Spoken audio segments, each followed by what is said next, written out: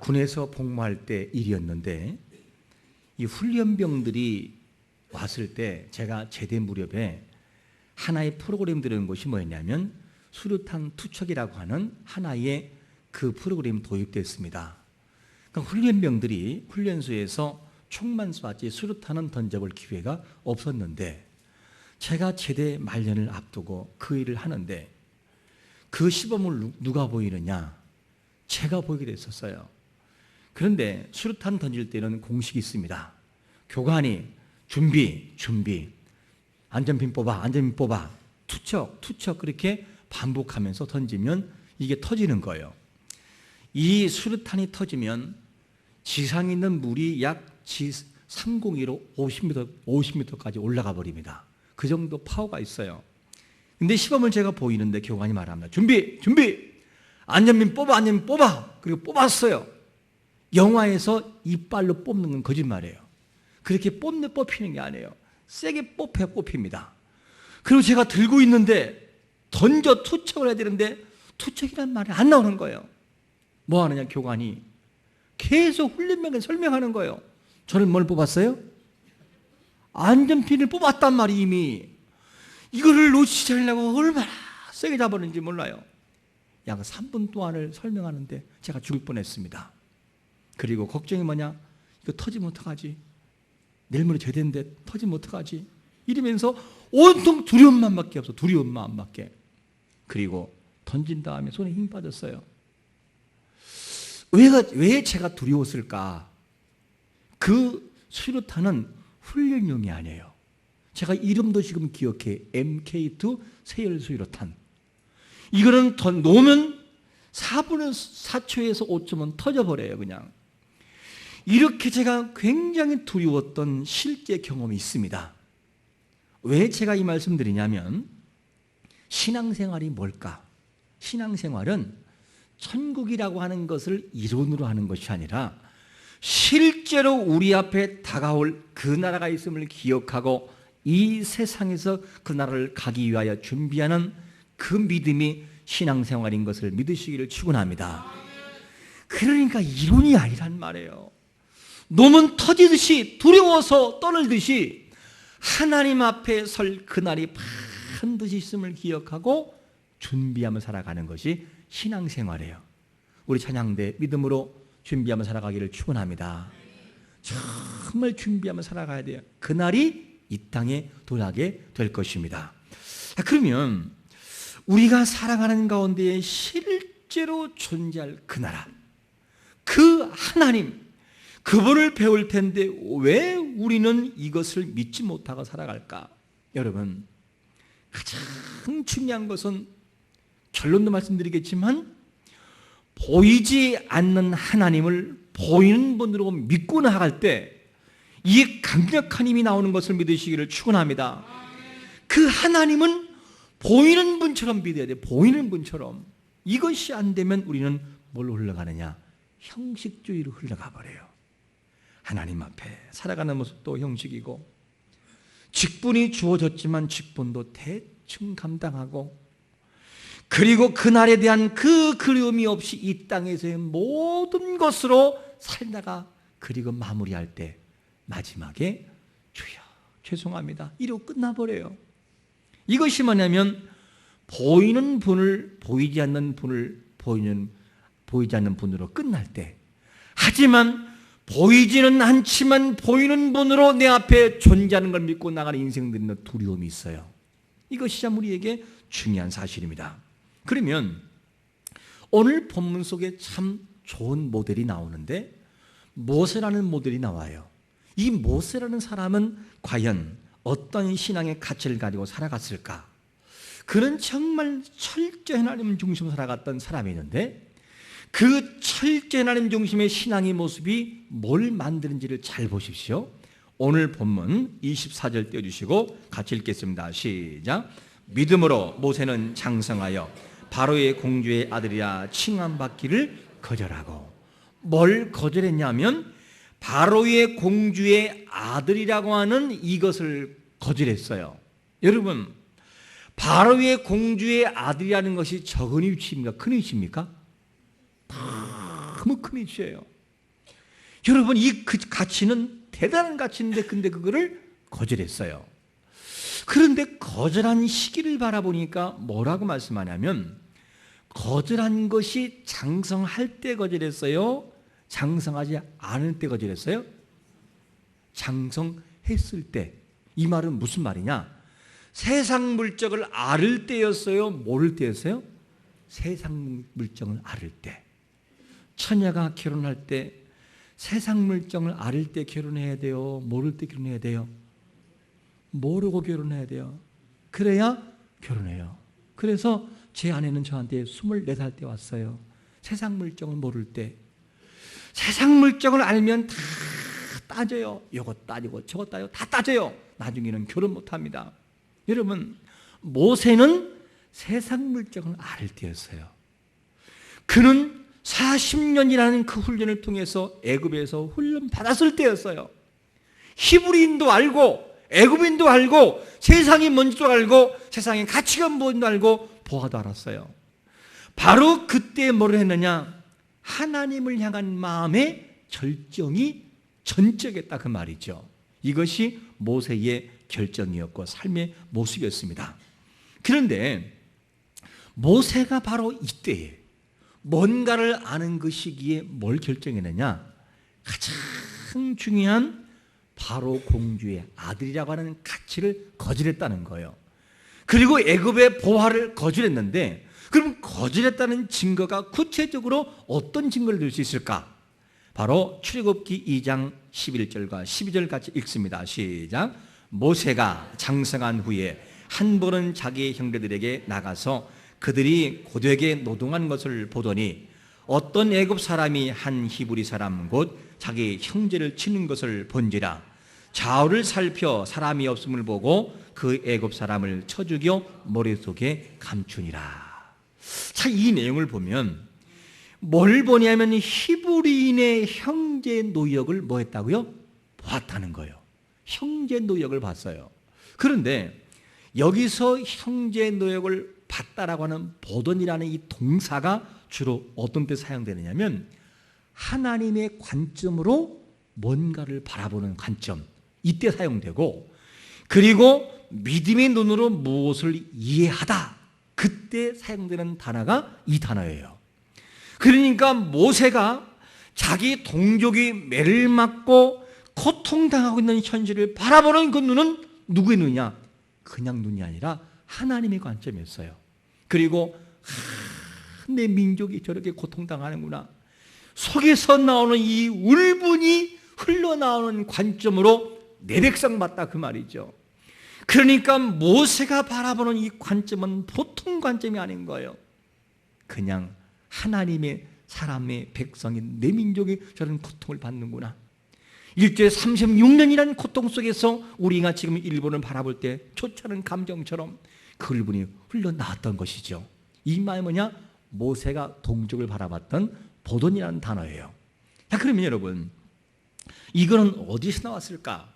모세는 친어머니로부터 양육받았어요. 될 수가 없었으나 그렇게 됐어요. 그리고 어릴 때부터 그 요게벳이라는 어머니의 신앙 따라서 철저히 아이에게 교육이 들어갔어요. 너는 히브리인이다, 히브리이다. 이러면서 그렇게 열심히 가르쳤던 열매가 곧 뒤늦게 빛을 보게 되는 것을 봅니다. 여러분, 부모가 자녀에게 어리다고 무시하지 말고 어릴 때부터 철저한 신앙교육을 시키기를 축원합니다. 그래야 바로 살아갈 수 있어요. 참, 모세는 히브리인이었어요. 히브리인이었다 할지라도 그는 어디에 거하느냐? 바르국에 거했어요. 그러면 만약에 이 모세가 히브리인이었다 할지라도 이 히브리인을 거부할 수도 있었어요. 그럼 묻겠습니다. 모세 입장에서 히브리인인 것을 거부하는 것이 유리해요? 인정하는 것이 유리해요? 히브리인이라는 것을 거부할 때 출세가 더 가능성이 있어요. 만약에 모세가 자기 자신은 히브리인이라는 것을 표현을 하거나 그렇게 내색을 해버리면 애굽인에게 미움을 당해요. 차라리 내 민족이 히브리인이라는 것을 숨겨버리고 히브리인을 짓밟아버리면 너는 애굽의 왕자가 될 가능성 있는 사람이다. 그러면서 평가가 올라가 버려요. 이게 모세의 위치였습니다. 그런데 뭐라고 말씀하느냐? 모세는 그 가치를 버려버리고 애굽의 가치를 버려버리고 하나님을 선택했다는 것이죠. 여러분, 하나님을 향해서 우리의 모든 믿음이 높아지는 자가 되시기를 축원합니다. 이런 가치가 나와야 돼요. 그래서 모세의 취한 행동이 뭐냐면 민족이 고통당한 것을 바라보고 울분이 터져나오는 이 마음을 가졌어요. 그렇게 해서 자기에게 유익되는 것이 없는데 그는 그 마음을 가졌어요. 그런데 히브리인이 누구한테 맞냐면 애굽인한테 맞아요. 그러면 애굽인은 누구였을까? 여기서 말하는 애굽인이 히브리인을 치는 것은 보통 평범한 평민이 아니라 감독관을 말하는 거예요.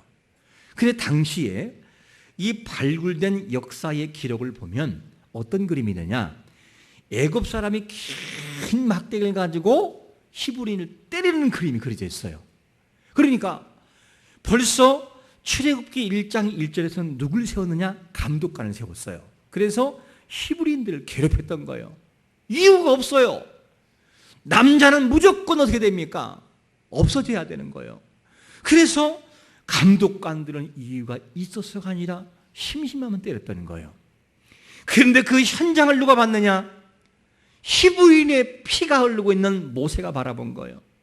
그것을 바라보는 순간 여기에서 올라가기 시작해요. 내 민족, 그는 이미 살아온 삶이 애굽에 살았는데 40년의 세월 동안에 완전히 애굽파가 된 것처럼 보이는데 가슴 속에는 뭐가 있느냐? 하나님의 불이 붙고 있었어요. 여러분, 우리가 세상에 살고 있으나 우리 마음 중심 속에는 하나님의 말씀으로 불타오르기를 축원합니다. 이런 인생이 돼버리면 세상을 정복할 수 있다니까요. 이거를 바라보고 모세의 마음속에는 불이 붙었어요.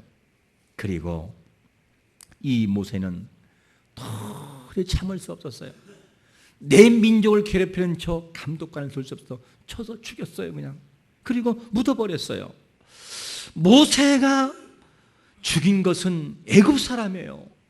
이 애굽 사람을 죽인 것이 만약에 발각이 되면 절대 그는 무사하지 못해요. 그는 지금 일시적으로 애굽 왕 바로의 딸의 조카의 신분으로 궁에 들어가 있으나 그는 역시 히브리의 피가 흐르고 있어요. 여러분, 위기에 딱 만나면요 어느 민족인가 따져요. 이게 중요합니다. 이런 상황이 있을 때 만약에 자기가 한 행동이 발각이 되어버리면 모세는 무사하지 못하다니까요. 그런데 뭐를 하느냐? 모세는 그 일을 행합니다. 믿음의 가치가 뭘 바꾸느냐? 믿음의 가치가 세상 가치를 뒤로 보내왔어요. 그것이 자기에게 불리한 줄 알지만 하나님의 은혜와 피가 흐르기 때문에 그는 도저히 참을 수 없었어요. 여러분, 우리의 가치가 하나님의 가치로 바뀌기를 축원합니다. 그런 사람에게는 삶의 현장에서요 믿음의 역사가 나오게 되어 있어요. 이것이 뭐냐면 모세의 삶의 모습이었습니다. 보통 사람은 어떻게 살아가느냐? 세상 가치를 위하여 하나님의 가치를 버려버려요. 그러나 진정한 믿음의 사람은 하나님의 가치를 위하여 세상 가치를 놓을 수 있는 믿음의 용기가 있는 것을 믿으시기를 축원합니다. 그게 믿음이라는 거예요. 그런데 모세는 그거를 보여주고 있어요. 그뿐인가요? 25절에 보니까 이런 멋있는 것을 보여주는데 같이 읽습니다. 도리어 하나님 백성과 함께 고난받기를 잠시 죄악의 날을 누린 것보다 더 좋아했다. 여러분, 모세는 하나님의 뜻이 무엇인지를 충분히 알았고 얼마든지 알았어요. 그리고 하나님의 뜻을 그는 부인할 수 있어요. 그래야 출세할 수 있으니까. 그런데 그는 하나님이 주신 감동을 땅에 묻을 수 없었습니다. 그러니까 뭐를 하느냐? 그렇게 배웠고 젖을 물릴 때부터 히브리인의 피가 흐르는 것을 알았던 그는요 하나님의 가치를 선택해버려요. 빌평생 자기를 세워줄 바로의 궁을 떠나게 되는 걸 봅니다. 여러분, 믿음은 뭐냐? 믿음은 이론이 아니라 삶의 현장에서 결정하고 결단 내리고 그 결정 따라 살아가는 삶이 진짜 믿음인 거예요. 그러니까 우리가 주일 오후에 배웠던 것이 뭐였습니까? 지난 그 시간들 속에서 짝퉁 믿음과 진품 믿음이 딱 있었죠. 바른 믿음이 뭐냐? 바른 믿음이라는 것을 알려면 삶을 돌아가 보면 안다. 진짜 믿음은 뭘 하느냐? 삶을 환경 속에서 바꿔놓는 거예요. 짝퉁 믿음은 말은 하지만 실제 삶에서는 보이지 않는 것입니다. 여러분, 우리 믿음이 짝퉁 믿음이 아니라 진품 믿음 되시기를 축원합니다. 자, 그러면 그리스도를 위해서 고난받는 것을 애굽의 보화보다 훨씬 좋게 여겼던 이 모세는 26절에서 뭐라고 고백하고 뭘 받기 때문에 이런 일을 할 수 있었을까? 이 본문은 현대인의 쉬운 성경이에요. 같이 한번 26절 읽습니다. 시작. 모세는 약속된 메시아를 위해 받는 고난을 이집트의 보물보다 더 값진 것으로 여겼습니다. 그것은 장차 받을 것을 기대하고 있었기 때문입니다. 모세가 왜 그렇게 세상 가치를 버리고 애굽의 가치를 무시했느냐? 앞으로 도래할, 이 땅에 도래할 그 나라에서 받을 상을 기대했던 것을 믿으시기를 축원합니다. 믿음이 뭐지요? 이 땅으로만 끝날 것이 아니라 앞으로 우리에게 다가올 그 나라에서의 상을 기대하는 것이 믿음의 관점인 것입니다. 그러니까 모세는 뭘 바라봤느냐? 이 보여지는 애굽, 이 바로의 궁의 가치가 아니라 지금 당장은 나에게 그게 보이지 않지만 앞으로 나에게 도래할 큰 하나님의 나라, 그 나라에서 나에게 주어질 상을 바라보는 것이 뭐냐면 모세의 가치관이었어요. 여러분, 우리의 삶의 모습에서 이 가치관으로 바뀌기를 축원합니다. 그래야 신앙생활이 재미있어요. 만약에 모세의 가치관으로 바뀌지 않으면 신앙생활에 참 지루합니다. 그런데 모세의 가치관이 참 중요한 것이 어떻게 중요하냐? 가치가 변하니까 행동이 변해요. 행동이 변하니까 열매가 있어요. 그리고 마지막까지 주님을 인정하게 됩니다.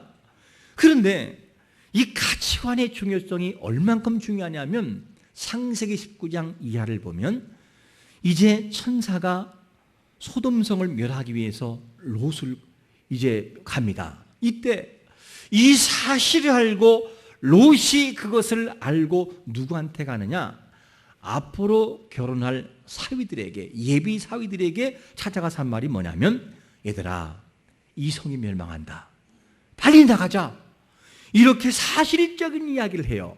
누구에게? 자기 딸들 예비 사위들에게. 그런데 그들이 반응이 참 신기해요. 자, 한번 본문 창세기 19장 14절 읽어볼까요? 시작. 롯이 나가서 그 딸들과 결혼할 사위들에게 말하여 이르기를 여호와께서 이 성을 멸하실 터이니 너희는 일어나 이곳에서 떠나라 하되, 그 사위들은 사실적이 아니에요. 사실인데 받는 그들은 뭘 받느냐? 농담으로 받는 거예요. 뭐가 안 바뀌었어요? 신앙의 가치가 안 바뀌었어요. 여러분, 신앙의 가치가 안 바뀌면 하나님의 나라가 안 보여요. 아무리 하나님 나라가 존재해도 신앙의 가치가 내 마음 중심을 꿰뚫지 않으면 그 나라가 안 보여요. 충성이라는 것이 어리석어 보여요. 헌신이라는 것이 아무것도 아닌 것처럼 보여져요. 이게 세상 가치예요. 만약에 모세가 애굽의 가치로 남아있다 간다면 절대 하나님의 가치를 발견할 수가 없었을 것입니다. 그런데 그는 편했어요. 40년의 연단을 받았지만 그 속에서 받고 40년의 가치를 다 뒤로한 채 40년의 광야길, 이 미디안의 광야길을 향해서 가는 것을 보게 됩니다. 이것이 뭐냐면 모세의 가치였습니다. 여러분, 모세는 무엇을 바라보는 가치였길래 그렇게 그가 변했을까? 그는 애굽에서의 최고의 누림이 있었지만 그의 마음 중심에는 뭐가 있었느냐? 이는 상 주시는 이심을 바라봅니다. 상 주는 하나님을 바라보는 신앙이 절대적인 믿음의 가치인 것을 믿으시기를 축원합니다. 이 마음이 우리 마음속에 들어왔으면 좋겠어요.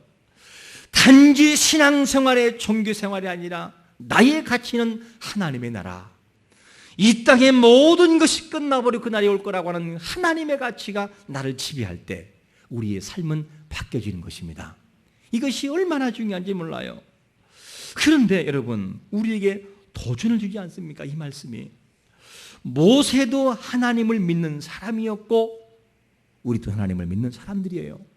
그리고 모세도 하나님 나라를 바라봤던 사람이었고 우리도 그 나라를 바라보고 가는 사람들이에요. 그런데 왜 그렇게 모세와 우리와 차이가 있습니까? 모세는 최고의 세상의 명예를 과감하게 버려버려요. 그런데 왜 우리는 그것을 위해서 그렇게 쫓아가고 하나님도 없이 살아가고 하나님의 말씀도 없이 살아가는 것이 우리의 모습일까? 대체 왜 그러는 걸까? 모세와 우리의 차이가 무엇입니까? 그 차이는 뭐냐면 하나님이 우리 눈에 보이지 않지만 모세는 보이지 않는 분을 보는 분처럼 믿었고 우리는 눈에 보이지 않는 하나님은 마지막까지 안 보인다는 거예요. 이게 다른 거예요. 그러니까 우리에게 바뀔 것이 하나가 있어요. 눈에 보이지 않는 하나님이 눈에 보이도록 믿는 신앙이 바뀌어야 됨을 믿으시기를 축원합니다. 이게 바뀌어야 뭐가 되느냐? 신앙이 바뀌어지는 거예요. 이것이 안 되면 참 안 돼요. 직장에서의 승진은 최고의 승진이요 교회에서의 직분 맡김은 나에게 최고의 불행이니라. 이런 생각이 드는 거예요. 이제 연말이 되면은 또 우리는 직분자를 이렇게 뭡니까? 임명을 하고 구역장 임명하고 한번 할 거예요. 그때가 되면 제발 좀 그러면서 기도한 사람이 주여 나에게 이번에는 편안하게 안 맡기게 하옵소서. 그 말이 무슨 말이냐? 하나님 나 천국 가서 절대 상 받기 싫사오니 절대 맡기지 마옵소서. 왜 우리는 이런 행동이 나오는 걸까? 모세는 그걸 하나를 얻기 위해서 인생을 바쳤다고 한다면 우리는 왜 그러는 걸까? 참 이것이 바로 우리의 모습인 것입니다. 하나님의 일을 위해서 이룬 것은 너무나 적은 것인데 나의 직장과 일을 위해서 이룬 것은 너무나 큰 거 이룬 거였어요. 이것이 우리의 모습과 가치입니다. 여러분, 하나님의 가치를 위해서 세상의 가치를 조금 잃으면 어떨까요? 그 훈련을 해보면 어떨까요? 세상의 가치를 조금 잃어도 하나님의 가치를 보존하고자 하는 내 신앙 기초가 된다면 어떤 일이 벌어질까? 하나님은 우리에게 이런 약속을 주고 있어요. 그런 자들에게. 누가복음 12장 8절과 9절 같이 읽습니다. 시작. 내가 또한 너희에게 말하노니 누구든지 사람 앞에서 나를 시인하면 인자도 하나님의 사자들 앞에서 그를 시인할 것이요 사람 앞에서 나를 부인하는 자는 하나님의 사자들 앞에서 당하리라. 여러분, 하나님을 신뢰하는 자는 하나님이 책임지는 걸 믿으시기를 축원합니다. 내가 하나님 앞에서 바로 서 있으면 그분이 책임진다니까요. 성경의 역사를 보십시오. 그때는 지나가도 하나님은 기획하고 있어요. 때가 되면 그 사람은 다 불러올려요. 그게 하나님의 계획과 섭리인 것입니다. 모세가 애굽의 보화보다 하나님 나라의 가치를 더 소중하게 선택했으므로 그는 역시 그 하나님 나라를 받게 된 것입니다. 우리의 생각은 어디에 있으십니까?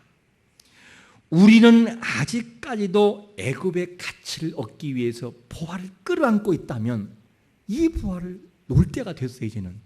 그리고 정말 모든 보화와 애굽을 통치하시는 하나님 품으로 갈 때가 된 거 우리는요.